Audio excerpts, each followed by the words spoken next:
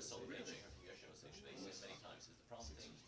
Probably the people think they're about everybody says you have to learn about the Chumash, you have to learn about the Sugya. Yeah, it's so I would say you're not reading just the no, you have to take the I was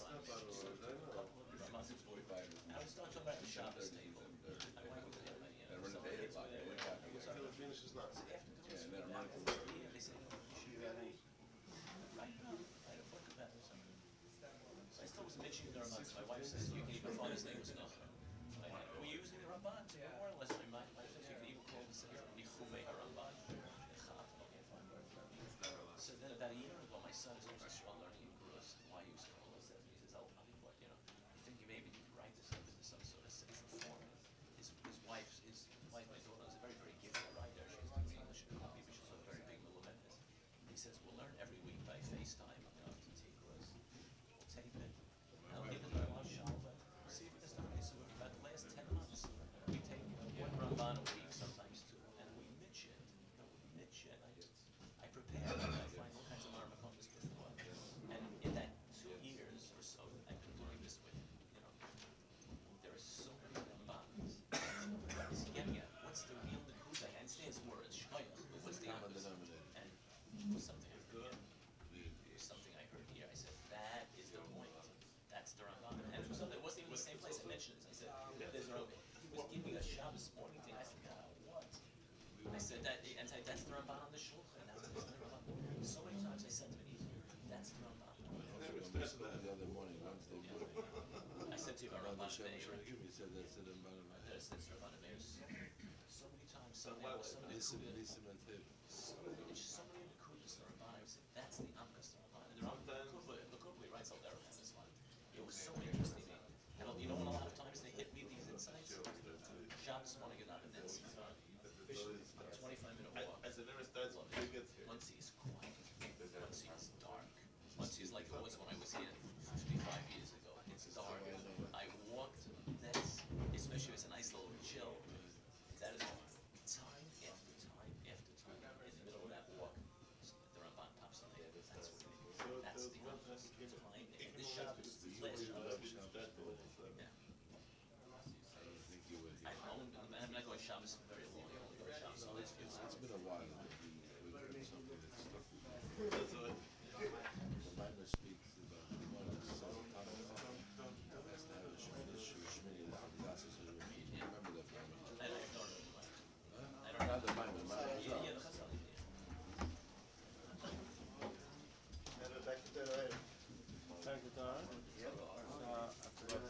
Well, we need to see him. We just see him, yeah.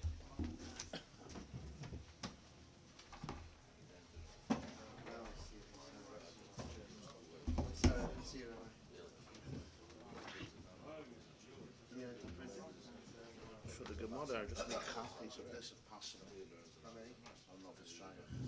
I'll make 10 or 12.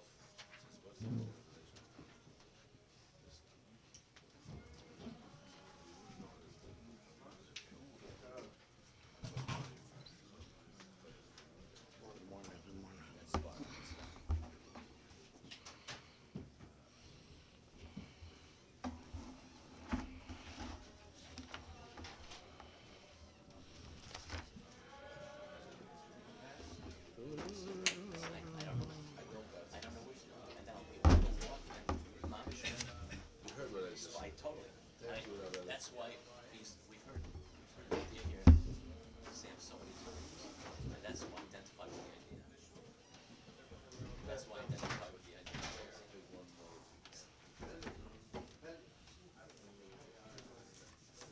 Sam, these go in the Mimer Hall of Fame in Cooperstown.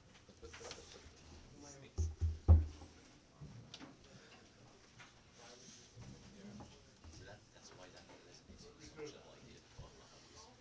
Shabbos morning to be walking in. Just gonna be.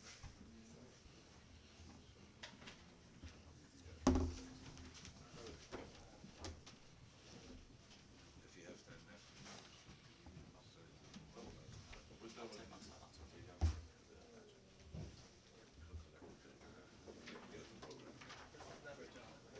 But you remember which Bible is Oh, that's what I wanted to learn now. That is What do you think? that he started learning the Ramban the last few years, and sometimes Shabbos morning he walks by his choir and he comes to the mats and he'll pop up. Tell him that what is a Talmud Chacham? Talmud for Chacham. We learned it at Shabbos once, right? That's what I'm saying. That's what we're learning now. I was planning this or one more hour. That's fine. That's just fine. Wow. Sam. But is it? Havaya hu alakim. Many colors, shapes, and forms. Okay, good morning, everybody.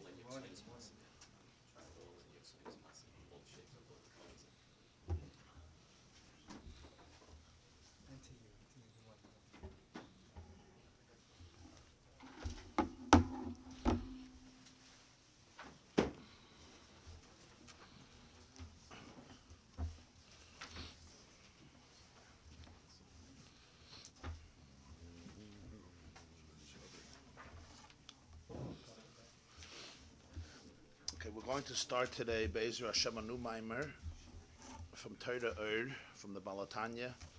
It's page 238. Since tonight is Rosh Chodesh Adar Rishon, so we chose a Maimer of the Balatanya on the Megillah Esther, on the pasuk Vayikach Haman es halavush ve'es hasus, page 238 on the top, the first column, or Daf Kuf Yotes Amud Gimel, Kuf Yotes column 3.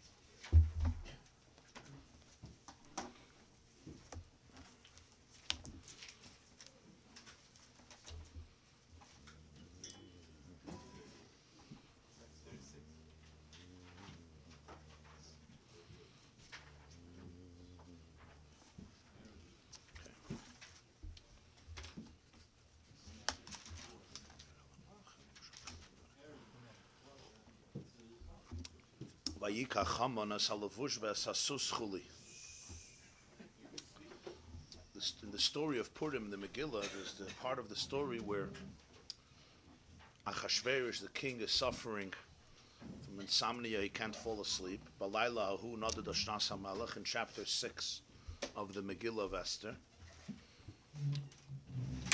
And we know the continuation of the story. They read to him from the diary, Sefer Divrei Hayamim of the king, and he wants to know how to reward the person, Mordechai, who saved his life from assassination attempt by Bigsan and Seresh years earlier. And Haman walks in, and he thinks, when the king asks him how to honor somebody who the king wants to honor, he thinks it's talking about, he's obviously referring to him. And that's when he presents the grandiose plan of dressing up this person with the cloak of the king, the levush of the king, placing on him the royal crown, and giving him a ride over on the horse of the king, and declaring his glory in the whole capital of Persia, the Persian Empire, which is Shushan. So the king tells him to do this with Mordechai. So the pasuk says, "Vayikach Haman es halavush ve'es hasus."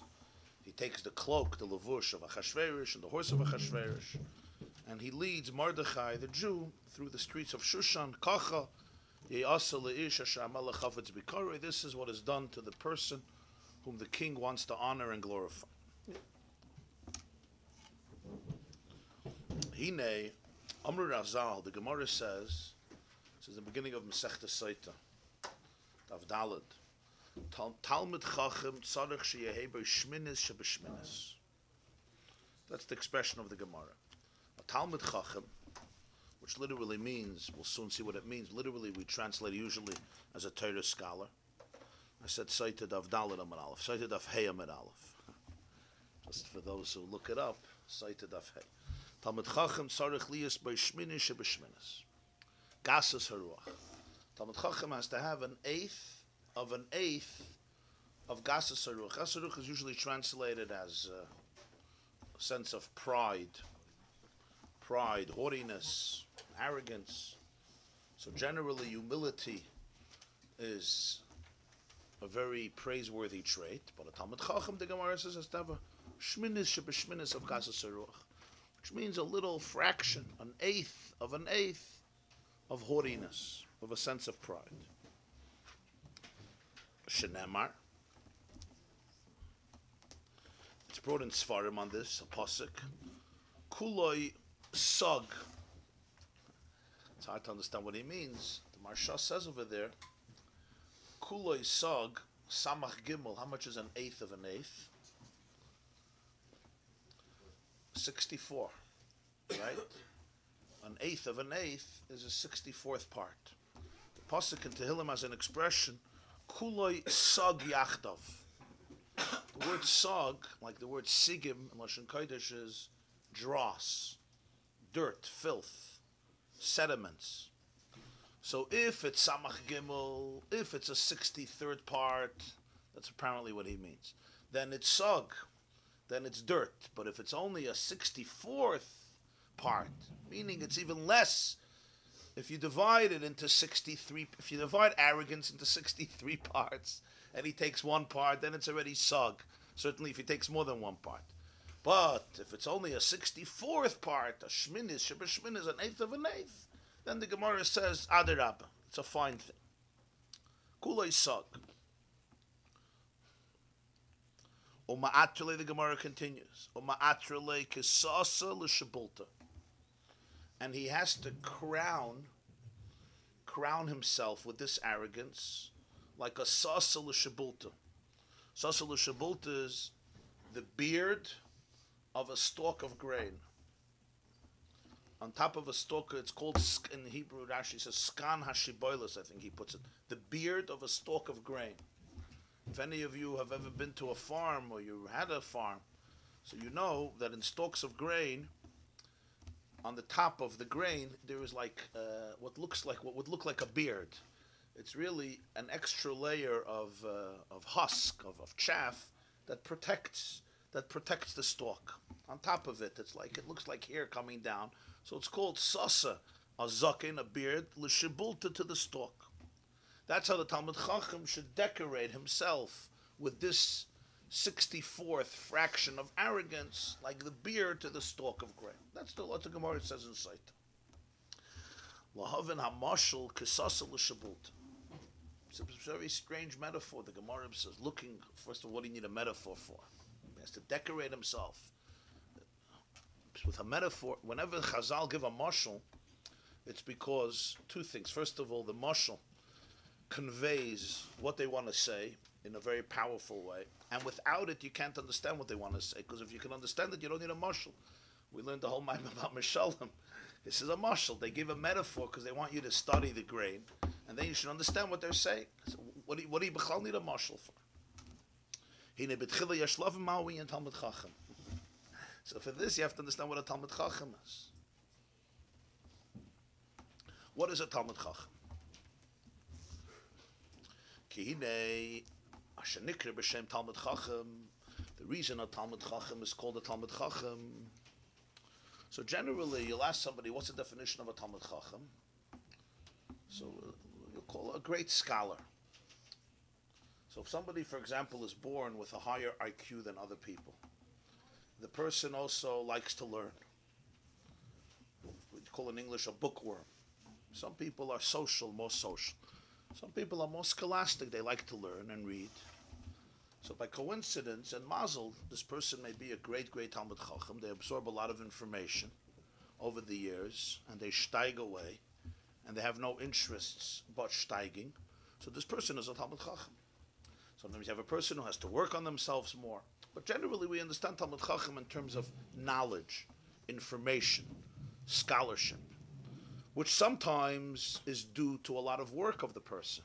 It's always due to work. I mean, unless somebody's born, you always have to work. But sometimes it's due to a lot of work. And sometimes for some person it comes much easier than for other people. And you really have to understand what this concept is. For example, when we speak about respecting a Talmud Chacham, kavod of Talmud Chacham, kavod HaTorah, is it just the information that the person has? Or it's more than that? So he says you have to understand what a Talmud Chacham is. Kihine ma shenikra b'shem Talmud Chacham, hainu lefi shemekabel mebchinas Chachma. A Talmud Chacham means a student of Chachma. Talmud Chacham means, not a Chacham, you don't call him a Chacham, you call him a Talmud Chacham. He's a student of a Chacham. On a simple level, it means that a real Talmud Chacham is always a student. The moment the Talmud Chacham ceases to be a student, is Talmud Chacham. The moment you graduate from Talmud Chacham to Chacham, it's is Kaplashmach, as is saying. A Talmud Chacham, he's always a student. But a student of what? Here he teaches more. It's a student of Chachma. He's Talmud Chacham, he's a student of Chacham. V'hu b'chinas, it's a little bit of a different definition of a Talmud Chacham. V'hu b'chinas habittel b'metzias la'erein seif.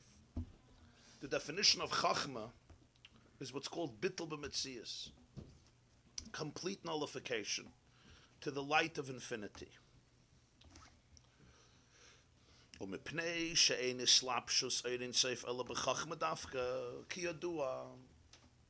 writings of the Arizal, it's known that the Ein Sof, infinity, is always manifested exclusively in Chachma. Al kein ikir inyan yichudei love and yichudei tato idea Talmud Chacham dafka. So the primary manifestation of the higher unity of Hashem and the lower unity of Hashem, which are different states of consciousness of unity, is through the Talmud Chacham. Since he's a Talmud of Chachma, and in Chachma Ein Sof dwells, so therefore in the Chachma in him the Ein Sof could dwell, and he's a student of that. Generally speaking, there's different faculties of the soul. The first faculty, the first conscious faculty, is called Chachma. There's Chachma, then there's Bina, then there's Das, there's Chesed, Gvura, Tiferes, Netzach, Chod, Yesod, Malchus. Generally, the soul has 10 faculties. The first one is called Chachma. What is Chachma? Chachma, we learned a few times. It's a combination of two words. Koyach Ma. Ches, Chaf, Memhei. So Ches and Chaf makes up the word Koyach, which is strength or the faculty of Koyach. And Ma means what? Ma is what? Koyach Ma is the ability, let's call Koyach the ability, to be able to ask and to say, Ma, what? That's what Chachma is. What's the connection to Chachma? Chachma is considered the first spark of consciousness, the first glimmer that a person has when they're looking for insight or wisdom. For example, let's say you're in a state of uncertainty in your life, in your future, in your destiny. Or you're learning a text, you're learning a shtickle Gemara, whatever you're learning, and you're stuck and you don't understand it, and you learn it again and again, or you think about this again and again, and you don't have clarity. And then one moment you'll have what you may call an epiphany. It's like a lightening, like a light bulb goes off in your head, as they call it, like a lightening, like a barak hamavrik, like a lightening goes off in your head, and you're illuminated. You still didn't figure it out exactly, but that moment, that epiphany, that spark of inspiration is called Chachma. It's like a clarity that enters into you. You don't know where it comes from.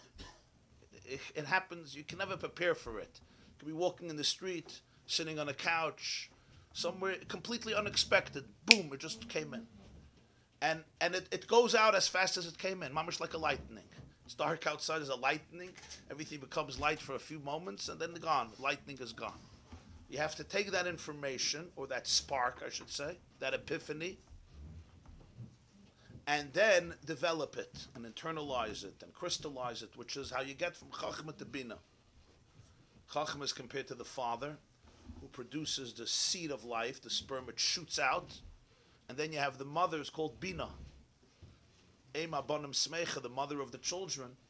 Chachma is called Abba, Bina is called Ima, father and mother in Zohar and in Kabbalah and Chassidus, Sifri Machshava and Ashkafa, because the father gives the seed and then the mother takes it and it fertilizes the egg, and then it can develop into an embryo and develop into a fetus and a full-fledged child until there's birth, which represents the birth of emotions. So Chachma is the first spark, the first glimmer of consciousness. Where does it come from? It comes from a place that's unconscious. That's called Koyach HaMaskil or Keser, as we will see, which is above Chachma. What happens in order for Chachma to occur? What are the moments that always precede the experience of Chachma? And the answer is Bittul. Always. Bittul. Why can't I understand what I'm learning? I can't understand what I'm learning is because the concept is too deep for me, or the situation is too complex for me. It's overwhelming. My cup contains 9 ounces. I'm talking about this cup. You put in 100 ounces, the cup can't contain it. Sorry, the cup says gone. Don't come to me. This cup could contain 8 ounces or 9 ounces of water or coffee or soda. What if the idea is 100 ounces? It can't go into the cup. As long as the cup remains a cup. The moment the cup breaks down its walls, it crumbles its walls, the walls of Yericho come down, it creates space for something that transcends it. Because this cup has walls, it has parameters that contain the water, and if you're giving me this measurement, this size, this volume, great. But if not, go to another cup. You're learning something. If you're reading something, you're trying to figure out, if you're reading something that you're very familiar with, you're not going to struggle. You don't need chachma, because it fits right into your cup. But if it's new information, what do we tend to do? We tend to dismiss it, right? It's one of the challenges that some people have at this shiur, for example, like right now. Everyone is used to their Shalashudas Torah that they grew up with. So you hear that again, it goes in. You like it, you don't like it, you're bored, you're not bored.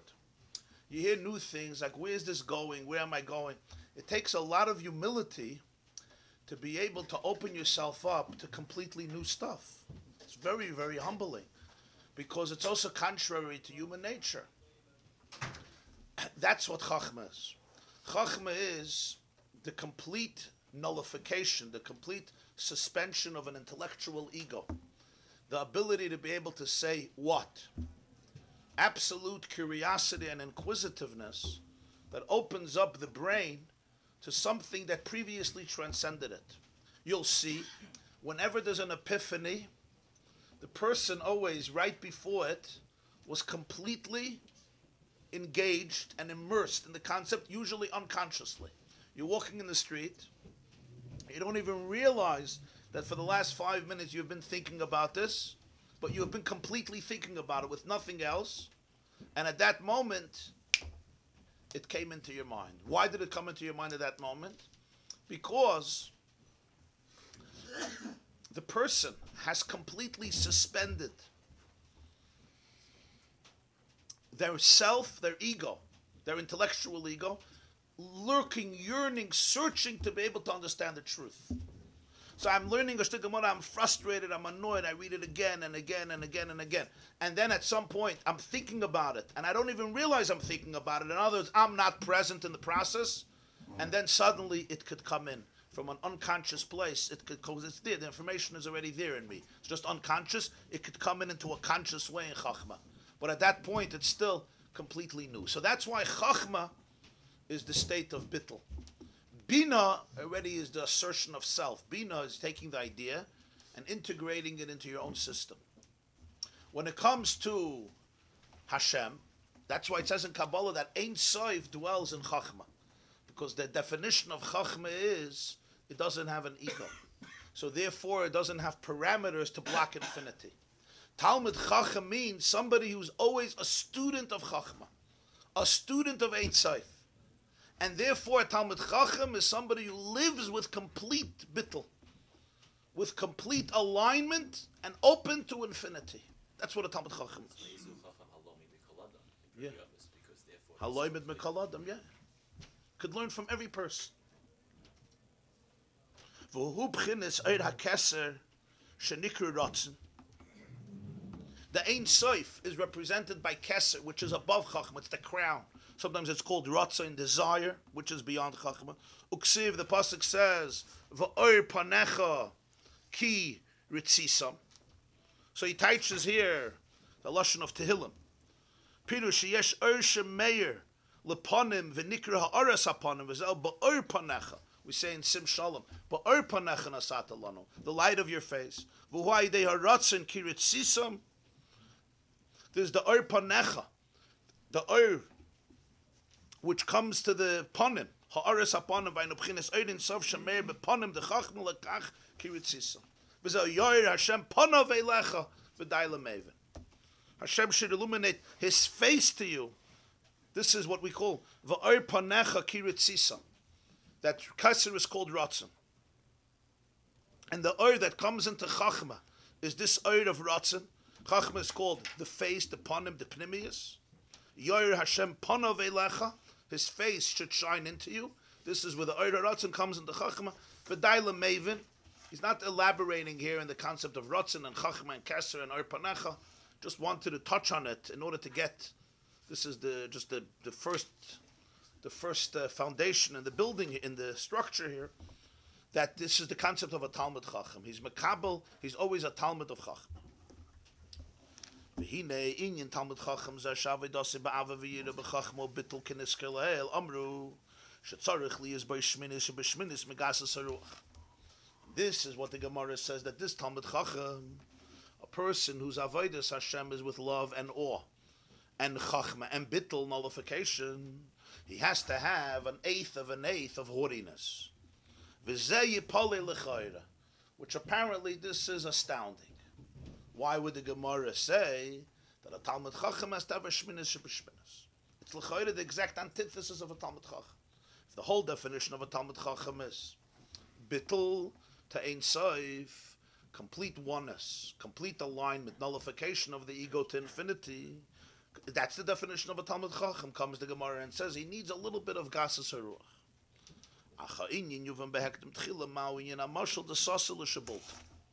For this you have to understand the metaphor. What is the concept of the beard to the stalk?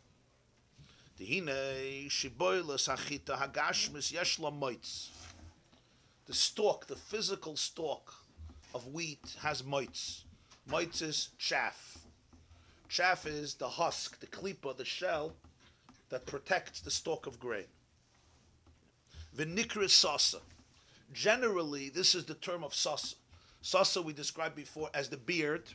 So on the top of the stalk, you'll have like, you know what I'm talking about? You ever saw stalks of grain? You even see a wheat field, right? And you can see it looks like a berdela on the top. Looks like there's a beard growing on the top of the stalk. The whole stalk has a sasa, which is mites. It's called chaff. So generally, it's all called sasa because it is the protective mode, the protective layer around the actual kernels, the seeds which are contained in the chaff. Now, of course, the purpose here is to get to the seed, which is going to be grind into flour. And then the flour could be kneaded with water, and you could bake whatever you want to bake, bread, etc. But you have the sasa, the nikra sasa, that's the mites. The wheat itself, which means the wheat kernels, that's what it means, gufa chita, the wheat kernels inside, that's called shiboilus. I'm sorry, the gufa chita atzma, not the kernels are inside. The gufa chita atzma, the stalk itself inside the chaff, is called shiboilus, the stalk. V'hinei hachita tzaymacha saydeis richas ha'kshemesh v'aydeik shamim kiyadu. Wheat, like all grain, like all produce, grows. You need a combination of sunlight, and you need water. The miracle of vegetation is that the seeds that we plant in the soil, with a combination of air, obviously, and sunlight and water, it produces all that it produces. Exactly how it happens is quite extraordinary. But if a person plants the seed in the earth, and you have sunlight, and you have water, and you have air, of course, and you have soil, and you produce, it produces what it produces, whether it's grain, or legumes, or vegetables, or fruits, and all other forms of vegetation and produce. So you need the shemesh, sunlight. Without sunlight, it's not going to happen, and you need water, rain. But here's the problem. And this is why nature developed. Hashem created nature in this way. Because as a result of the scorching heat of the sun, which strikes, which hits on the grain, on the wheat, it would have been scorched, and it would have been burnt up and destroyed. It couldn't survive.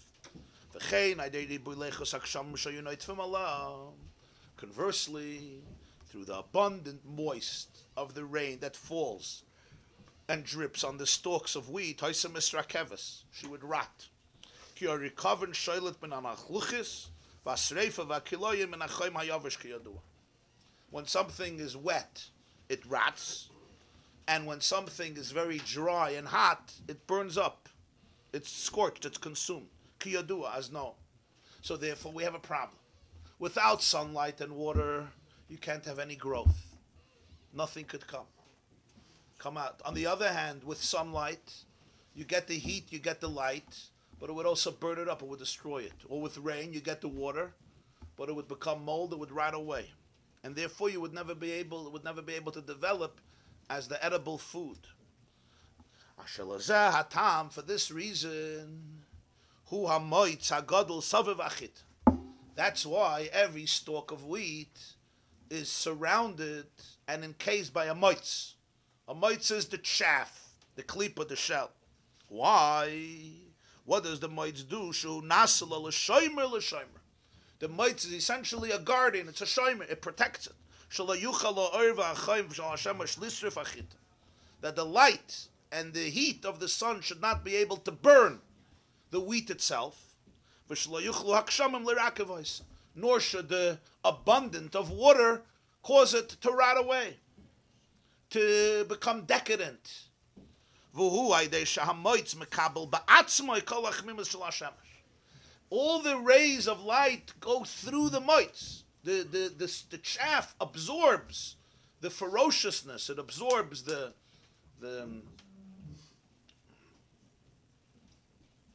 intensity of the heat, of the warmth. V'chol hakos hasherev, and the striking of the scorching heat. It also absorbs the full blunt of the rain, the moist of the rain, that it shouldn't directly fall on the wheat itself.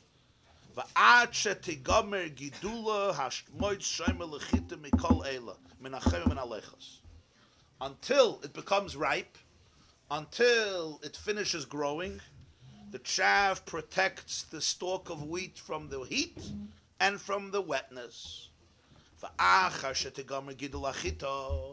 What happens when the stalk becomes ripe? It finished growing now. Now what's the next stage? Now there's a process called disha. Disha is threshing. And what does threshing accomplish? It separates the moitz, the chaff, from the stalk itself. What remains is the chita itself, the wheat itself. That's why we have in the malachas of Shabbos the 39 labors prohibited on Shabbos.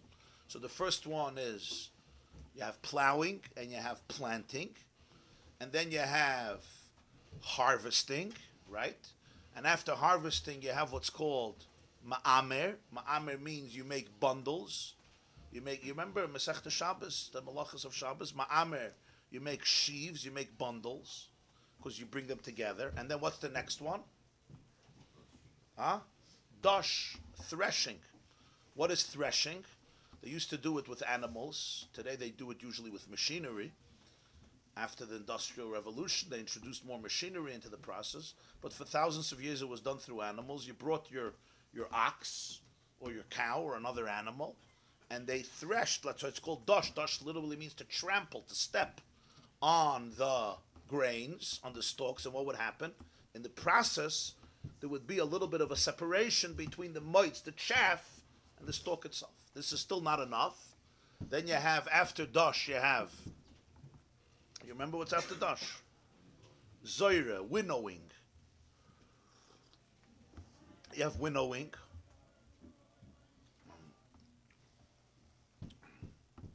And then you still have boirer, and toichen, and roiked, and then oife.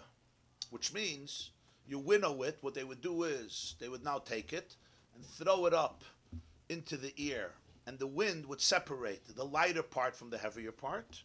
So that was the next process in separating the klipas, the husks, which are protecting the wheat and the kernels inside the wheat. And then there's boirer. After winnowing, you have boirer. What's boirer? It's on the ground, but it's still mixed with pebbles and dirt, and so you have to now separate the pebbles from the kernels. Then you have grinding, toiching. When you grind it, now you have flour. Now you sift the flour, meraked, and then you have lush. You take the flour, you knead it with water, and now you have a dough, and now you could bake it. As the Gemara says in Shabbos, Sidura de Pasnakat. The first 11 malachas of Shabbos is the order of baking bread. If you don't understand the process of farming produce, of farming grain, it's impossible to understand the first 11 malachas of Shabbos. Present the first stage in birur, in separating the mites. That's what he says. This is reflected in halacha, in the halachas of meiser. She'ein hachite chayeves b'meiser at sheyimareach hakeri. All grain, you're obligated to tithe. Part of it, the percentage of it, has to go for tzedakah. We have 2% which goes for truma to the kohen. 10% afterwards which goes for meiser rishon to the Levi. He also has to give 10% to the kohen, called trumas meiser. Another 10% which some years you brought to Yerushalayim and ate it there, or converted it to money and brought it to Yerushalayim and bought things there, which allowed Jews to spend time in Yerushalayim and build up the economy of Jerusalem. And some years, the last 10% went to poor people. When does wheat become obligated in Meiser? When? At what point? If it's still growing, it's not obligated in Meiser yet. If it's harvested, it's not obligated in Meiser yet. If it's put into bundles, it's not obligated in Meiser yet. When does the obligation of Meiser begin? It's called after Miruach. You know what Miruach is? Miruach is, smoothing. The smoothing of the carry. Carry is a pile, a mountain, a heap. After you did the malachas, after processing. What's the last thing you do after you did all the processing? Which means you made bundles, and you did the threshing, and you did the winnowing, and you did the selecting, and you did the grinding, and you did the sifting. What do you do now? Before the grinding. After you did the threshing and the winnowing and the selecting, what do you do now? You make piles. And now, when you finish making a pile, how do you know you finished making the pile? You smooth it out. That's called miruach. You smooth it out. Miruach hakeri. This is called gemar malacha and halacha. You finished the processing. Now it's ready. You're ready to use. However you're going to use it. Till that point, it's not mechuyev in meiser. It's not obligated in meiser. Miruach hakeri. V'chol zman shloi nimrach hakeri potim min ha-meiser. Why? Mipnei ha-moitz v'ateven shebehem. Because it's still mixed with moitz, with the chaff and the straw. Ki ha-moitz v'ateven pturim min ha-meiser. The chaff and the straw are exempt from meiser. V'lo yoid, not only that, ela shepoitrim b'achilas aroi ad miruach ki yodua.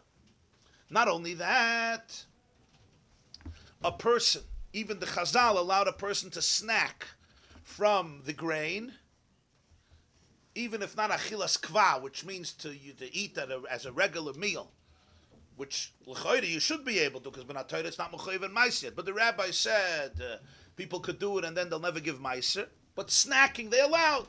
People would snack. Snacks in the olden days were not potato chips. Snacks were you took a kernel and you ate it. Huh? Yeah. So the snack is fine. Ad miruach until it's smoothed out.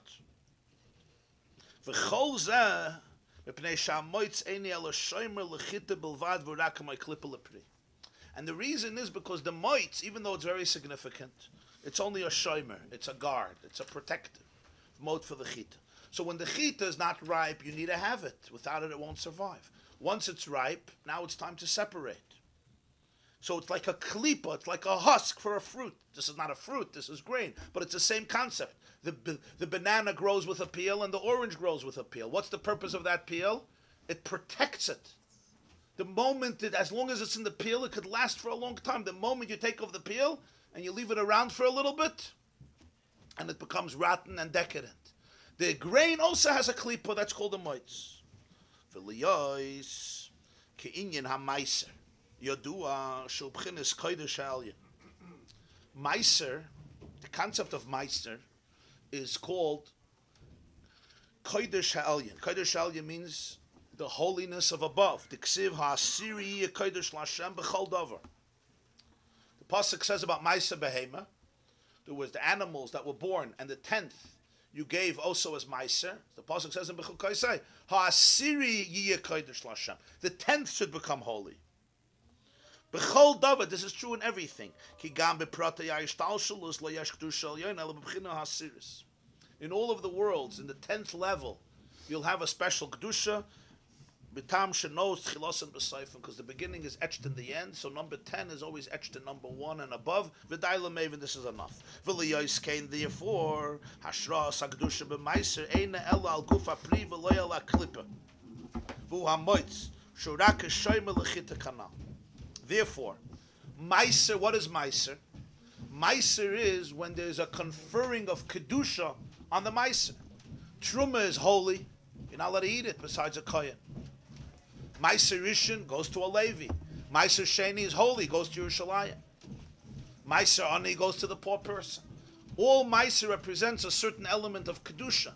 The part that you give away to others, to charity, to Hashem, and so forth. So that Kedusha is chal on the gufa pri, on the pri itself. V'loyal klipa, not on the shell. V'hu amoitz on the shaft. Shurak ha'shoyme l'chita kanal, which is only a guard to the chit. Why? Ki ein b'chinas ha'kedusha b'davar ha'tafel k'mei ha'klipa ela al b'china ha'pnimiyis shu gufa chit. Because kedusha doesn't dwell on that which is subservient, like the shell or the husk. It dwells on the pnimius, on the internal, on the truth. Shu gufa chita, the wheat itself. Ulakach, therefore. Ad shaloi nimrach hakeri. As long as the pile is not smoothened, gam hachita p'turim min ha'maiser b'nei ha'moitz shebehem. So even the wheat itself, you don't have to give maiser because it's still mixed with the chaff. Shepoitrum, it exempts it. Ki ein kedushas ha'maiser shoyre behem mitam hanal. It's not ready yet for the holiness of maiser to be conferred on any part of it because it's still mixed in with the chitzonius, with the external part. V'day l'mevin, this is enough for the person who understands. So in other words, since maiser represents that there is a certain conferring of holiness on the chita, even the obligation of maiser before you do it, it means that this part of the grain is now obligated, this grain is now obligated in the halachas of maiser. So there's a certain holiness that attaches itself to the food, first in potential and then in actuality. Before you separate the truma and the maiser, it's in potential. Didn't do it yet. But if you don't, it's called tevel. What's tevel? Tevel means tav loy. It's not good. It's not edible because you didn't separate the truma. When could this obligation begin? Only once you took away all of the externals, because kedusha will not dwell in chitzonius. You will not find holiness in externalities. Holiness belongs to pnimius, to truth, to the core, to the authenticity. And the moitz is only a hechsher, it's only a shomer, it's only external, it's not essential to the grain. And therefore, at that point, the concept of meiser doesn't yet apply to it. Once you finish what's called gmar malacha miruach hakeri, you smooth out the heap, now there's a chiyuv in meiser. So it's a little bit more, even that kedusha will not attach itself to be tofes in something which may be wonderful, but is right. adorned and even the chita itself doesn't get the chiyuv meiser because it's still enveloped and encased with the chitzonius. But this is very strange. How can we have the audacity to be so ungrateful to the chaff and say it's not the ikr, it's not the primary? It's called subservient. This is the chutzpah, the ultimate lack of gratitude. Without the chaff, what would have happened to the chita? It would have been kaput, garnished, nothing. It would have never grown. It would have never developed. It would have been destroyed before it began. The whole reason it's alive, the whole reason we could benefit from it is because of the chaff. And now we look at the chaff and say, we don't need you. And as long as you're here, there's no kedusha. The greatest lack of hakaras hatov there is. I'm the one who brought you into the world. I took on me all the heat, pun intended. Yeah. And now you're, This is what teenagers teach you, right? I took the blood, I took the sweat, I took the tears, quite literally. I took the water, I took the heat, I took everything for you. For you, you should be able to develop in safety and security. Now, Baruch Hashem, you became a big boy or a big girl, you ripened. Boom! You bring the animals. You bring the animals, and you disregard me. Not only that, there's no chiyuv and meiser until the moitz is gone, until the tevin is gone. Straw they would use either for animal fodder or for fuel for fire. But what's the straw? The straw, what we call hay or stable, all these things were the parts that grew together with the stalks as shoimrim. Doesn't make sense. The answer is acha inyan. We understand the answer. The be'emes is not a stira. It's not a contradiction. Of course we're great. The be'emes. Siba satzmicha b'hai de hamoitz. The only reason it grew is because of the chaff. Mipnei shemekabel ba'atzmi achayim va'alechos, because he absorbed the heat and the moisture. Ach la'achar shenigdel ha'pri ein tzarich l'shayim. But you have to know when. What at some point in life has been survival, at some point in life becomes a distraction. That's the key. 10 days ago, this was vital. Without it, you couldn't live. Now it's psoilus. What's psoilus? Psoilus means it's the undesirable part which you remove. You can't eat it. You can't do anything with it. I mean, you can use it for fuel. Some of it you can use for animal fodder. But when you were growing, when you weren't ripe, when you were growing, when you were developing, the moitz is called ma'atrele, a crown. A Torah means a crown. It crowns the chita. Like a crown, literally, it's a crown that protects the head. V'zeu ha-mashal, that's pshat in the mashal, the ma'atrele kisasa l'shabulta.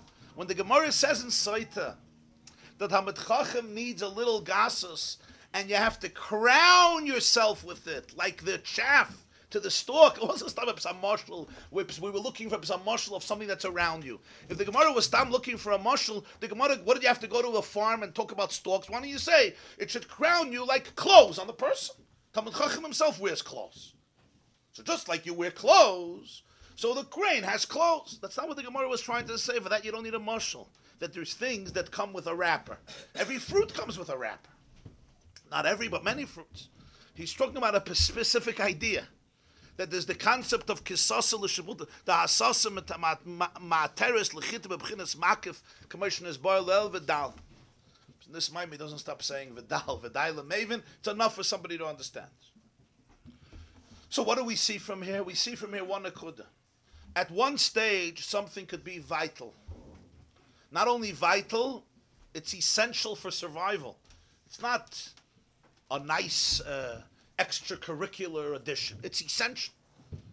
If the chita disregards the mites too early and says, "Verbis b'chal, I don't need you," there's nothing left. On the other hand, afterwards, it becomes an unnecessary burden. Not only an unnecessary burden, if somebody says, "This mites was so beautiful, I want to leave it there forever. I want it should remain there." What are you doing? The whole purpose of the chita is not here. It has its stages. What at one stage is a klipa, that is not a klipa, it's essential, at another time becomes a klipa, which now has to be removed psilus. And since the halachas of Meiser refer to the kedusha, the way it relates to the grain, and kedusha is always, the big principle here is that kedusha is always shayed on pnimius, not on chitzonius. Kedusha is always shayed on the core, on the inside, not on the externals. So therefore, as long as the external is here, even though it was necessary, it's not mechuyev and meiser. You have sometimes a shatchen, brings together a chassan and a kala, and does a lot of work because it's not going so easily. So the shatchen The Shadchan has to negotiate with the Chassan's family and the Kala's family, and etc., and once and twice and 10 times and there's 20 times, and push it ahead and ahead. And then after the wedding, who moves in with them to the house? The Shadchan. They say, what are you doing here? And he says, I need a place to stay. And I thought this is a wonderful house. They'll say, it's not really for you. Excuse me, I'm the one who made this whole shidduch. Without me, you wouldn't have been here today, so I'm part of it. The answer is, it's true at a certain stage. The Shadchan was very critical, but then at some stage, the Shadchan has to move on. And if he says, I'm going to stay in the house forever, because I'm the one who's responsible for it, everybody understands the fallacy of it. So the moitz was there essentially for the process of growth. And then that itself becomes a clip. Sometimes in life, as we will see, a person had to develop certain skills in order to survive. Those survival skills were very vital. As you mature and grow up, and you could be independent, those very skills that you employed become the greatest obstacle for you to be you. And you have to throw them out. You have to throw them out. The person says, how can I throw it out? This is how I survived. And the answer was, at a certain stage, it's how you find. That's why you have to have compassion towards it. You don't look at the mites without compassion. You have to look at it with compassion, because this was so essential.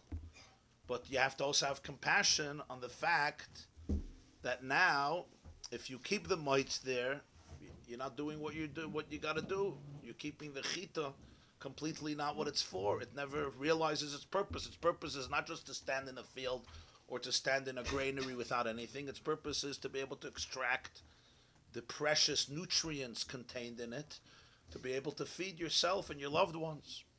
So this is the depth of the mashal that the Chazal are saying. You learn now, you have to see. The Gemara is filled with mashalim like this. This mashal, that mashal. It's explaining the whole mahalach. What's pshat? A Talmud Chacham needs to have a shminis shebeshminis, an eighth of Gasas Haruach, as we will continue Be'ezer Hashem. Yeah. Yeah. Yeah. This is not running counter to his usual thesis that Kedushin Gashmias, and we spent years about Kedushin Gashmias and Avodah Gashmias, and he's sort of dissing Chitzonius here a little bit. The Kedush is only going to be Shor and Pnimius. We have a Guf Gashmi, that's our vehicle. No, in a Chanami, but even the Guf Gashmi, the Pnimius of it is. Even the Guf Gashmi has Pnimius, Pnimius, of course. Sam. The concept of the mites is chitzonius. The very concept of it. It's very raison d'etre is to be external, to absorb the brunt of the heat and the. Morning. What's the first paragraph? This Yichidei Lo v'Yichidei Tato. What does that mean? Yichudei Lo and Yichudei Tato. It's only through a Talmud Chacham that what?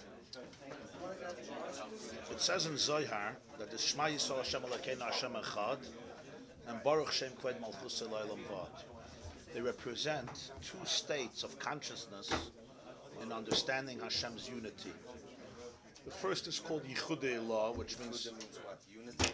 Yichud, Yichud, like Yachid, Echad, Yachid, and Meyuchad. Yichudei Lo means a higher level of unity. Yichudei Tato means a lower level of unity. So he doesn't get involved explaining what these two types of unity are. But it represents the idea. You're not going to get to it in this mimer, but you'll get to it one day. Be'ezer Hashem. So therefore, so the Ein Sof dwells in the quality of Chachma. Because it dwells in the quality of Chachma, because of its bittul, because of its lack of ego, so therefore the oneness of Hashem is experienced most in the Talmud Chacham. In other words, the real definition of a Talmud Chacham is not somebody who has a lot of knowledge.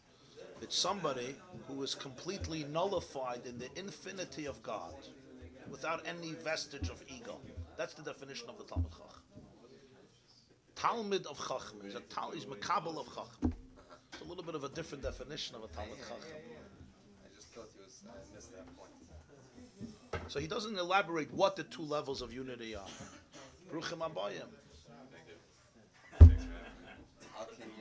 But don't quit after one day.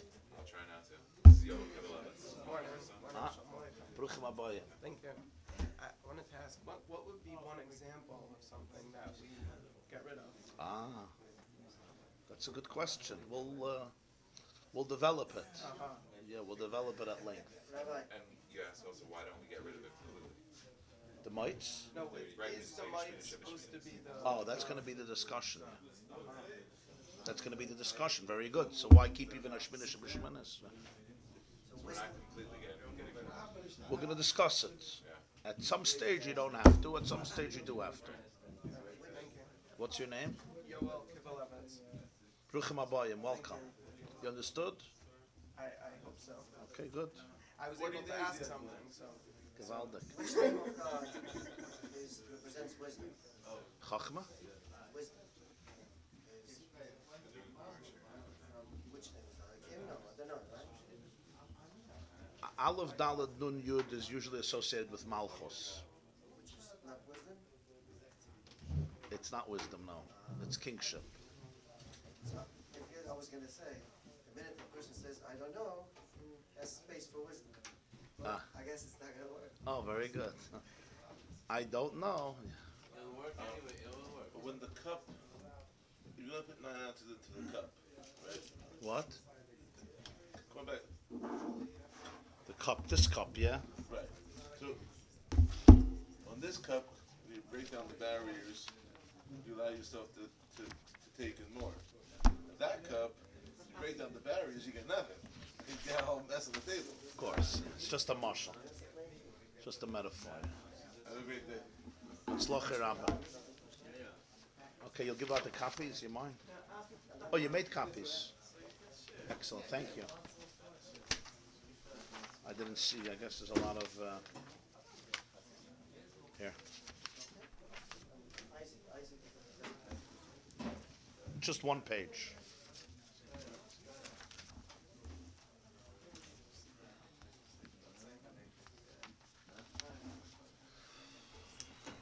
Okay, we'll continue with the Gemara.